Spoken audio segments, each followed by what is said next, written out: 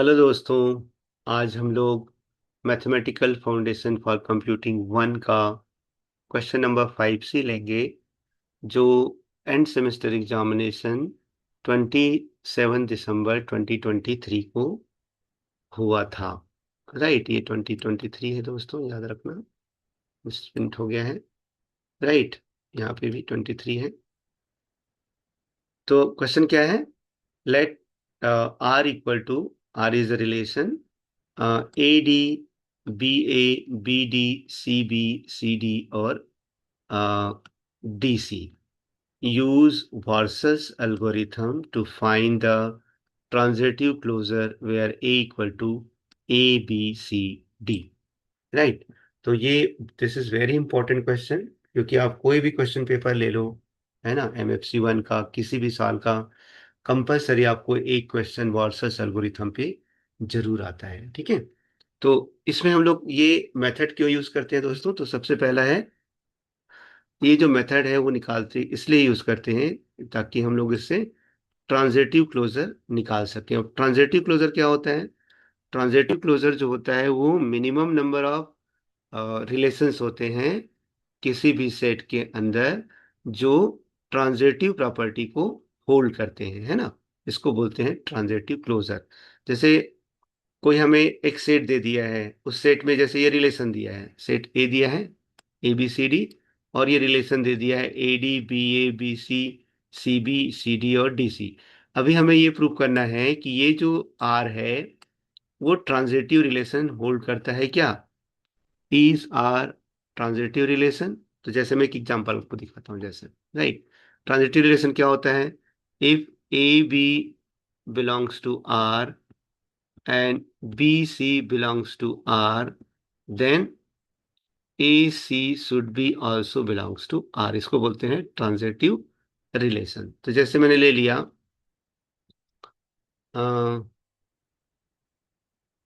AD, ले लिया AD, AD belongs to R। चलो, मैंने AD बिलोंग्स टू R ले लिया। ठीक है। और दूसरा ले लिया DC belongs to R, DC belongs to R। तो अभी क्या होना चाहिए? AC should be element of R, तभी हम उसको क्या बोलेंगे? Transitive relation. लेकिन देखो दोस्तों, यहाँ पे एसी इसमें है ही नहीं, इस रिलेशन में क्या नहीं है? एसी नहीं है। तो क्या होगा ये ट्रांजिटिव रिलेशन नहीं है। तो क्या होता है, अगर कोई रिलेशन हमें दिया है और उसका ट्रांजिटिव क्लोजर फाइंड करना है, मतलब ट्रांजिटिव रिलेशन हमें फाइंड करना है, ठीक है, तो उसके लिए क्या करते हैं? सबसे इंपॉर्टेंट और सबसे यूजफुल जो मेथड है वो वर्सस एल्गोरिथम। ओके।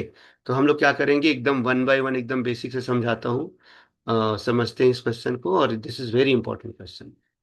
ठीक है। तो फर्स्ट हमें क्या दिया है? हमें दिया है सेट ए, जिसमें चार एलिमेंट है ए बी सी डी, और दूसरा दिया है रिलेशन जिसमें A D, B A, B D, C B, C D और डी सी, ए 7 रिलेशंस दिए हुए हैं। ठीक है। तो सबसे पहले हम लोग क्या करेंगे? इनिशियल स्टेप, स्टेप नंबर 1, हम लोग पहले 4 बाई 4 का मैट, देखो ये कितना दिया है इसमें, एलिमेंट कितने हैं ए में? 4 एलिमेंट हैं। तो 4 बाई 4 का मैट्रिक्स निकालेंगे। ये देखो, ये हो गया A B C D column में, और रो में, और इधर कॉलम में हो गया ए बी सी डी। ठीक है। अब जहाँ पे रिलेशन अगर होगा, यहाँ पे देखो क्या लिखा है, अगर कोई भी एलिमेंट दूसरे एलिमेंट से रिलेटेड होगा तो उसको 1 लिखेंगे, और अगर रिलेटेड नहीं होगा तो उसको हम लोग 0 लिखेंगे। जैसे यहाँ पे कितने रिलेशन दिए हुए हैं? 7 रिलेशन दिए हैं। तो ये जहां जहां पे ये 7 कॉम्बिनेशन आएंगे, वहां वहां पे 1 आएगा, बाकी जगह सब क्या होगा? 0 आएगा। जैसे देखो ए डी, ये देखो यहाँ पे 1 आ गया। राइट। दूसरा बी ए, ये बी और ए। राइट। फिर बी डी, बी डी, यहाँ पे 1 आ गया, ये बी हो गया और ये डी हो गया। फिर सी बी, तो सी बी भी देख लो दोस्तों, यहाँ पे भी 1 है। राइट। फिर सी डी, सी डी देखो यहाँ पे 1 है, और लास्ट में है डी सी, तो यहाँ पे भी 1 है। तो ये मुझे लग रहा है ये बहुत आसान है। जो जो रिलेशन दिया रहेगा, है ना, जो जो रिलेशन आपको दिया है, तो सबसे पहले क्या करना है, मैट्रिक बनाना है। देखो कैसे बनाना है ये बताता हूं मैं। सबसे पहले हम इसको बोलते हैं रिलेशन मैट्रिक्स, है ना, MR। फिर कैसे बनाएंगे, सबसे पहले हमने लिखा ABCD, राइट। वैसे इधर लिखेंगे ABC और D। अब जहां जहां पे रिलेशन, जैसे AD, ए के बीच में कोई रिलेशन है क्या, नहीं है, तो जीरो हो जाएगा। AB zero, AC zero, AD 1, है ना, AD के बीच रिलेशन है ना। फिर दूसरा आते हैं BA, yes 1, BB zero, BC zero, BD 1, right. ये भी 1 है, ये भी 1 है। दूसरा CA 0, CB 1, CB 1 दिया है। फिर CB के बाद में CC 0, CD 1, right. Then DA 0, DB 0, DC 1 and DD 0। तो इस तरह से हम लोग क्या निकालते हैं दोस्तों, हम निकालते हैं रिलेशन मैट्रिक्स। तो इसको हम लोग क्या बोलते हैं, इसको W0 बोलते हैं, वार्सस एल्गोरिथम का फर्स्ट स्टेप। स्टेप नंबर 1 में क्या करते हैं हम लोग, we have to find the relation matrix of the given relation. Okay, ये क्लियर है यहाँ तक। तो ये हमने निकाल दिया W0, this is W0। Now step number 2, क्या करना है, compute W1 using A as a intermediate. अभी हमें क्या करना है, W1 निकालना है। तो इसके लिए क्या करेंगे, सबसे पहले हम कंसीडर करेंगे C1 एंड R1, ठीक है। देखो यहाँ पे हम लोग हर बार क्या करते हैं, पहले रो निकालते हैं फिर कॉलम निकालते हैं ना, पहले रो की बात करते हैं और फिर कॉलम की बात करते हैं। अगर कोई मैट्रिक्स को कोई मैट्रिक्स का स्टडी कर रहे हैं तो, है ना। यहाँ पे लेकिन हम लोग क्या करेंगे, we start from column and then go to row. तो जैसे मैंने ले लिया, पहले ले लिया मैंने ए से, हम लोग स्टार्ट कर रहे हैं। तो ए में पहला हमने ले लिया, ये कॉलम ले लिया, फर्स्ट कॉलम, और उसके बाद में फर्स्ट रो, राइट। तो सबसे पहले देखिए इन C1, ये C1 है। तो C1 में 1 कहाँ प्रेजेंट है, देखो 1 is present in C1, in C1, 1 present at R3। Row number 3 देखिए, ये देखिए C में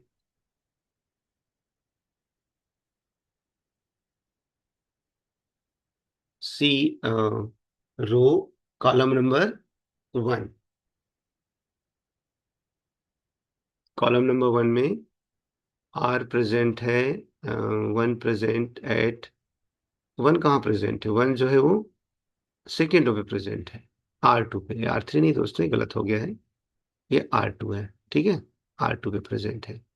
और अगर हम लोग रो नंबर 1 देखेंगे, तो ये 1 कहाँ प्रेजेंट है, ये C4 पे प्रेजेंट है ना, this is present in C4।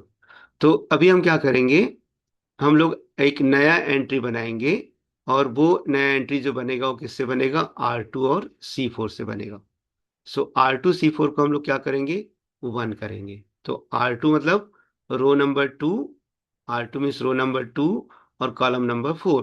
तो यहाँ पे देखो ये रेड कलर का दिख रहा है, उसको हमने क्या कर दिया, 1 कर दिया।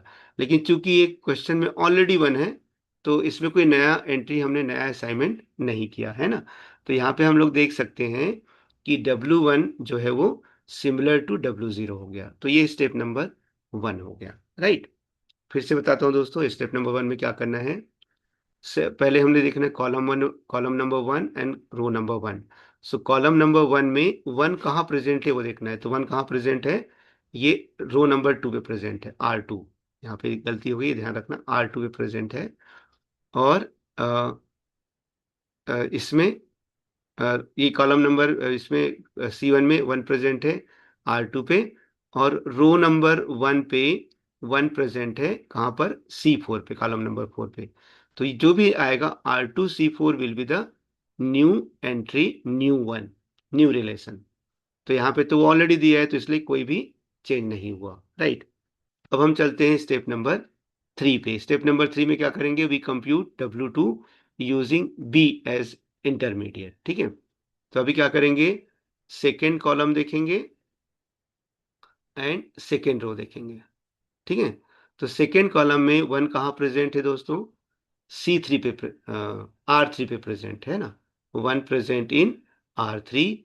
और कॉलम रो नंबर 2 पे, रो नंबर 2 पे 1 कहाँ प्रेजेंट है? तो पहला C1 में प्रेजेंट है और दूसरा प्रेजेंट है C4 पे, C1 एंड C4। तो नया रिलेशन क्या बनेगा? एक बनेगा R3C1 और दूसरा बनेगा R3C4, R3C1 and R3C4। Okay, तो अब R3C1 कहाँ पे आएगा? R3C1, तो ये हो गया R3C1, राइट। और R3C4 ये हो गया R3C4। ये दो हमने नया एंट्री बन गया जिसको 1 1 से दिखाया है। ठीक है, तो अभी जो हमारा नया मैट्रिक हो गया W2, वो क्या बन गया? 0 0 0 1 1 0 0 1 और 1 1 0 1, राइट, और 0 0 1 0। ये हो गया हमारा W2। अब आते हैं स्टेप नंबर 4 पे। अभी हमें क्या करना है? W3 कंप्यूट करना है। W3 के लिए क्या करना है? कॉलम नंबर 3 लेना है और कॉलम नंबर रो नंबर 3 लेना है। ठीक है, column number 3 and row number 3। Column number 3 लिया हमने और रो नंबर 3 लिया। तो बताओ 1 कहाँ कहाँ प्रेजेंट है? तो 1 प्रेजेंट इन C3, कॉलम 3 में देखिए 1 present only in R4, right. But ये जो रो 3 है उसमें 1 कहाँ कहाँ प्रेजेंट है? C1 पे प्रेजेंट है, C2 पे प्रेजेंट है और C4 पे प्रेजेंट है, C1 C2 and C4, right. तो ऐड न्यू एंट्रीज, ऐड कहाँ कहाँ ऐड करेंगे? R4C1, R4C2 and R4C4। तो R4C1 यहाँ पे क्या करेंगे? ये R4C1 है,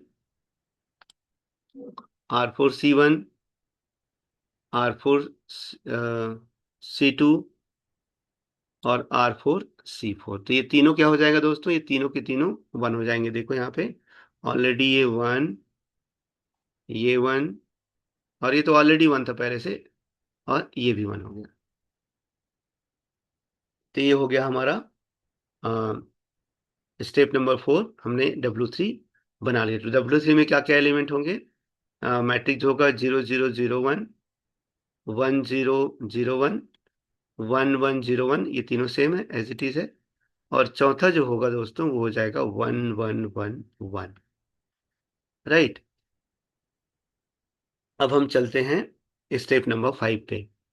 स्टेप नंबर 5 में क्या है? We have to compute the W4। तो W4 मतलब लास्ट कॉलम, ये लेंगे हम लोग, लास्ट कॉलम लेंगे, लास्ट कॉलम लेंगे और लास्ट रो लेंगे। ठीक है, तो यहाँ पे देखो दोस्तों सी इन C4 1 प्रेजेंट इन, देखो यहाँ पे R1 में भी 1 प्रेजेंट है, R2 में भी प्रेजेंट है, R3 में भी प्रेजेंट है और R4 में भी प्रेजेंट है ना। सिमिलरली अगर रो 4 देखेंगे तो यहाँ पे भी 1 कहाँ कहाँ प्रेजेंट है? C1 में है, C1 में है, C2 में है, C3 में है और C4 में है। तो अब क्या हो जाएगा? पूरा रिलेशन बन जाएगा R1 C1, R1 C1, R1 C2, R1 C3, R1 C4, फिर R2 C1, R2 C3, R2 C2, R2 C3, R2 C4। तो सारा रिलेशन बन जाएगा। तो मतलब क्या हो जाएगा? सब क्या हो जाएगा? 1 1 1 1 हो जाएगा। ये भी 1 1 1 हो जाएगा, ये भी 1 1 1 हो जाएगा और ये भी 1 1। मतलब यहाँ पे क्या हो गया? सारे के सारे रिलेशन सभी रिलेशन में आ गए, है ना। तो इसको हम लोग बोलते हैं, इसी को बोलते हैं W4 जो फाइनल हुआ उसको, इसको बोलते हैं ट्रांजिटिव क्लोजर। और रिलेशन क्या निकलेगा दोस्तों? यहाँ पे देखो, इसको R प्लस से डिनोट करते हैं और ये होगा A B AC AD, then BA BB BC BD C A, C B, C D and D A, D B, D C and D D. तो ये क्या हो जाएगा दोस्तों, ये हो गया हमारा ट्रांजिटिव क्लोजर। तो ऐसा कोई जरूरी नहीं कि हर एक एग्जाम्पल में आपको 1 1 1 मिले, कुछ में नहीं भी मिलेगा, ठीक है। लेकिन ये स्टेप आपको समझ में आ गया। सबसे पहले क्या करना है हमें, जो भी मैट्रिक्स दिया होगा उसका रिलेशन दिया होगा, रिलेशन मैट्रिक, उसका रिलेशन, तो हाँ से हम रिलेशन मैट्रिक लिखेंगे, उसको W0 बोलेंगे, है ना। फिर रो नंबर, कॉलम नंबर 1, या ध्यान रखने से पहले कॉलम लेना है, फिर रो लेना है। Column number 1, then row number 1, then column number 2, row number 2, column number 3, row number 3, column number 4, row number 4। फिर वो नया नया रिलेशन देखना है, उसको असाइन करते जाना है, and then finally we will get our transitive closure of the given relation. Okay दोस्तों, थैंक यू।